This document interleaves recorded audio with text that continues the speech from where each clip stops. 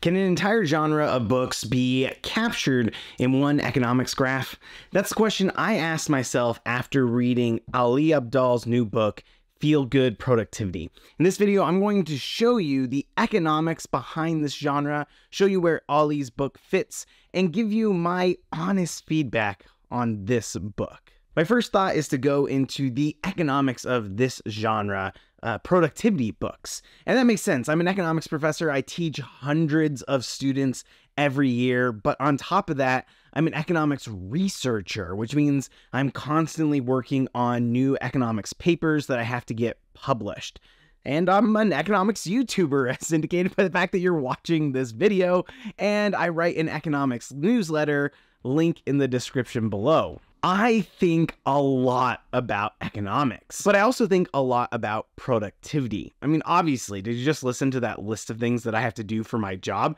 But on top of that, I'm married with 6 kids, I train in Brazilian Jiu-Jitsu, and I'm actively involved in my local church. I have a ton of stuff on my schedule, but I don't have a time turner, so I have to figure out how to be more productive, which is why I'm interested in books like 7 Habits for Highly Effective People, Atomic Habits, Effortless, and so many more. The economics of the genre is really obvious once you read the subtitle of Ali's book, How to Do More of What Matters to You. Once you talk about doing more, you're talking about a quantity, and quantities are something economists love to talk about. So let's draw a simple economics graph about getting more things done. Now, normally we'd put Q and P, and this works out really easily. We can do Q as the number of tasks that you get done in, we'll say a day, but it doesn't have to be a day.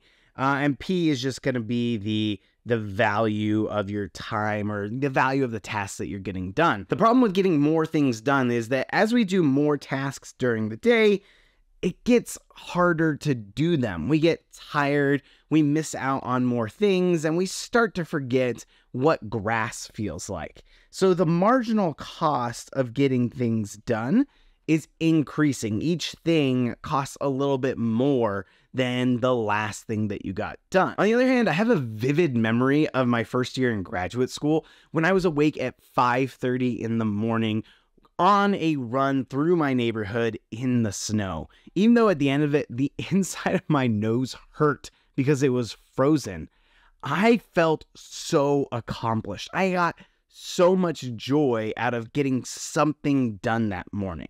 So the joy, or the marginal benefit of that first task, was really high. But when I look at the end of my day and I start to think of the things that I put off for the next day, they're often the things where the marginal benefit is really low because I've already done the most important things for that day. So I push those things off. And, we can connect these and we can draw our marginal benefit curve. And this summarizes how much we get done during the day. That intersection right here is where you are, right? You are here.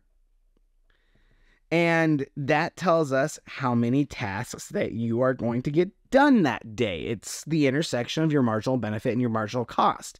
And I would like to argue that all productivity books are about this graph right here, and specifically how you can get more stuff done by shifting these curves to the right so that the intersection moves to the right and you get more stuff done.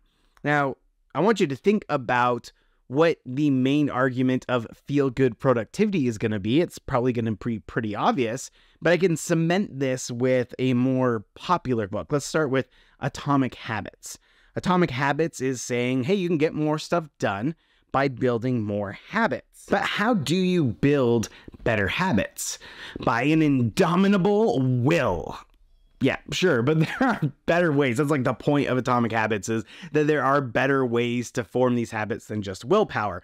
And one of the examples he gives is using other habits in your life. You look at the things that you already do on a regular basis, and then you piggyback your new habit on them. So let's say that you want to do some sort of daily journaling habit, and you're already great at brushing your teeth every day. Well, then you can create a rule that says after you finish brushing your teeth, you'll write in your journal.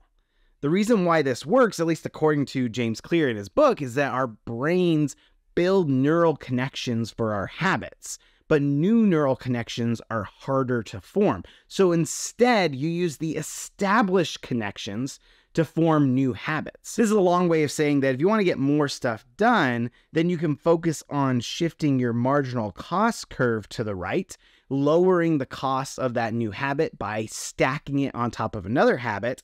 That intersection will move to the right, and now you are getting more stuff done. So what is feel-good productivity going to be arguing in relation to this graph? Well, one of the examples that stands out to me is when Ali talks about studying in graduate school. He was reviewing flashcards or his textbook or something along those lines, and he thought, wow, you know what? I could make this more fun by playing Lord of the Rings music. So he has this epic music playing in the background, and he feels like Bilbo going on this epic quest just by studying his flashcards. And so the example, the larger lesson from that is that if you want to get more things done, figure out how you can insert some sort of play into your task. How can you make it a little bit more fun to get that thing done? Well, if you want to get things to be more fun, what you're saying is, like, let's increase the marginal benefit of that activity. Let's make it so it's not just about getting that thing done, but it's about having some play as you do that. And if you can increase the marginal benefit, then what do you know? You have more things getting done. That's the overall argument of what's going on in feel-good productivity. Now, as with all of these books, it's not just arguing that you shift the marginal benefit curve. There's going to be things on shifting the marginal cost curve as well. But that is the entire genre. The entire genre is, here's the marginal cost and marginal benefit curves. How do we shift them to the right to get more stuff done? And that's fine. There's nothing wrong with that. But it does lead into my review of this book. And we're going to come back to this graph. But before we get to the graph, maybe I'll give my review of specifically in this book some things that came to mind. This book follows the now well-established pattern of citing some research, providing an anecdote, and then taking some sort of lesson from it, right? And I don't need to go in and cite the research. I'm trying to even think of one that comes to mind. This is where my problem comes in. It's a lot of psychology research, and you might not be up to date about all the things going on in the world of academic psychology, but maybe you've heard of Francesca Gino or Dan Ariely. Dan Ariely is by far the more visible one in the public because he wrote Predictably Irrational, which I'm sure many people in this productivity genre would have read or cited because it's a very popular book. But a lot of what has come out in the past couple of years is that these people who are very famous, who wrote this groundbreaking research, wrote best-selling books, went on six-figure speeches to businesses and all this stuff, a lot of it was made up. Like, the research itself was either completely fabricated or it was tampered with, and so the results are fraudulent and totally non-existent. And people had a hunch at this because it was really hard to replicate the results from those studies. And there's been a little bit of a crisis coming out that says, hey, you know, maybe these results in psychology aren't as robust as we thought they were. Like, one of Ali Abdaal's favorite books is Thinking Fast and Slow, which I happen to have right here. Great example is in this book, there is the studies of priming, where you give somebody some, subconscious suggestion, and then that changes their behavior. And in this book, and this is, I believe, still a first edition book, Daniel Kahneman says the evidence for priming is so robust that you cannot deny it. But since then, he's backtracked on that. Because even though there were, I think, literally hundreds of studies that said priming worked and people were just convinced of it, when you dig into the research and see, the construction of it or the hypotheses tested, even though they weren't fraudulent, there was a lot of researcher bias in there and publication bias, such that now when people look at it, they realize that a lot of those results just don't hold up. So this is a shock going through the psychology profession right now, is how much of the psychology research can we even trust? And when so much of this is the psychology research, and even though people say like, yeah, oh no, this is a study that lots of people have found and it's confirmed, if just like Kahneman was saying, I just have a really hard time trusting a lot of the psychology research out there, especially when it deals with these kind of things that grab headlines and there's some just bad incentives out there. And maybe that's going to an extreme. Maybe I shouldn't be worried about the, fraudulent nature or even the, replication crisis. But let me just give you a very narrow critique. As an economist, I'm reading studies about giving schools textbooks in Kenya. And there's these really important results that are drawn from that study. But at the same time, one of the core critiques of the results is, how do we know that what happened in Kenya is going to be the same thing that happens in Uganda, in India, in El Salvador? It's really hard to get what we call external validity from studies and saying this thing that worked in this study will also work in other places.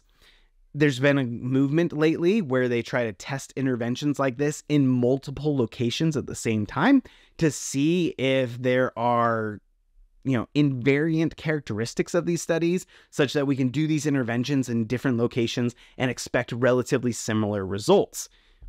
But there's always this concern that there's going to be something different about culture, implementation, about so many of the things going on that makes it really hard to say what happened here is the same thing that's going to happen in this other context.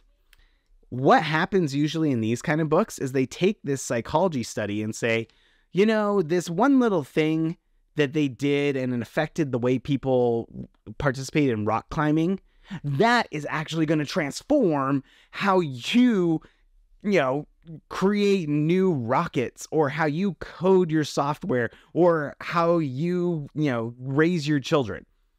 Right? Like, it's amazing to me that we can take some of these almost like these cute, silly psychology studies and say this little thing that happens can then just go apply to just all the other things out there that happen in your life. And I just don't find that a very persuasive argument. I think the motivation behind that is to say, this is proven by science, and therefore science is going to show you how to be your best self. And you know what? Like, when I look at the advice that has lasted the longest, that has tested time, like you look at Benjamin Franklin, the original productivity writer, like he's not citing scientific studies, he's citing personal experiments and saying, this is how I worked on this and I saw the benefits and I think this could apply to others. You look at people like Jesus who have time-tested teachings that are not cited in psychology research. They are just given as stories a lot of the time. And those stories survive. And those stories provide multiple ways for us to draw lessons from them. And that kind of stuff sticks with me a lot more. I know this is weird coming from an academic economist who works on research and is saying like, the research itself just isn't that convincing. But I think like the things that stand out to me more in this book and in the genre generally are just, hey, these are, stories from my life, personal experiments. Maybe they'll work out for you. I think that productivity is such an idiosyncratic topic that it's hard to make blanket prescriptions based on little research, and having stories might be the thing that helps out more. That's like a weird rant to go on. I mean, my main thing is like, I just get a little exhausted of these books that cite all these psychology studies or like do the same layered thing where they say, here's a psychology study, here's the general principle that we can derive from it. When like, as soon as those psychology studies are disproven, theoretically, that should then disprove the rest of your hypothesis. And that has not been happening in the popular science and certainly not even in academic science. So that's just a little rant about the nature of that research going on. What about my recommendation on this book, or my feelings reading this book just generally?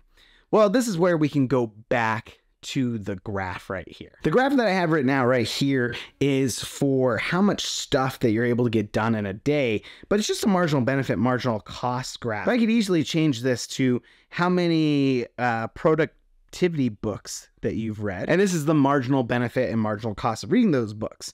And here's something that I feel I experienced reading this book. There were many times when I would get to a section and I would have to check the cover of the book again, where I'd remove the dust jacket and realize that I'm not reading Feel Good Productivity, I'm reading Effortless. Or I'd get to another section and I'd pull back the cover again and I realize I'm reading Atomic Habits. And what I realize is there's just not a lot of novel ideas being shared in these books. Like, they intersect so much. And that gets to this marginal benefit curve. Like, the marginal benefit of reading a productivity book, your first one at least, is probably pretty high. But then as you read more and more, it drops. And I actually feel like, personally, the marginal benefit of reading this book was probably pretty low for me, because I've read a lot of these books. But that doesn't necessarily apply to everyone. Like, there might be people who haven't read all of these books, and so they're over on this end right here, and the marginal benefit of reading Feel Good Productivity might be really high. And so my overall recommendation on this book is, look at where you are on this curve and ask yourself, have I read a ton of productivity books? If so, this might not be the one for you. If you haven't read that many, you might find some new ideas here. You might be excited about what he's sharing. Would I recommend it over some of these other books? I'm trying to think. It's hard for me. I think 7 Habits of Highly Effective People is the GOAT. It's going to be hard to disrupt that one. Is it better than Atomic Habits? I don't think he would try to compete with Atomic Habits. It's hard for me to know, like, which books are you deciding between? And is this the one that you should take over that other one?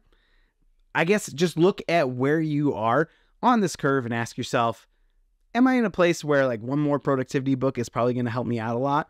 Or am I in a place where maybe I need to be looking for something in another book? Like, one thing you might want to do is apply these techniques to reading more of those other books. And if you're interested in finding out what other books you could be reading, you should check out this playlist right here, which has some of my favorite and sometimes my least favorite economics books that will help you expand your understanding of economics.